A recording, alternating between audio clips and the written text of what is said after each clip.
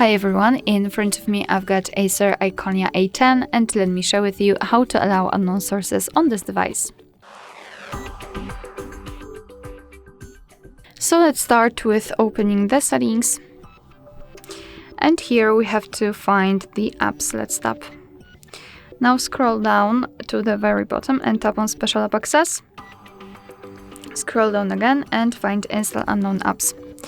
And here we've got the list of apps which are allowed or not allowed to install some content. Of course, we can change it. Just tap on the specific app and tap on the switcher. After getting back, you can see that in my case, Chrome is allowed to install some content.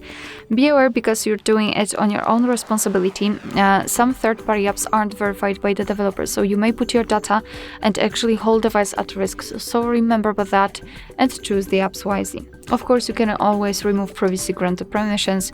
Just tap on the app again and tap on the switcher. And after getting back, you can see that the Chrome is not allowed to install anything.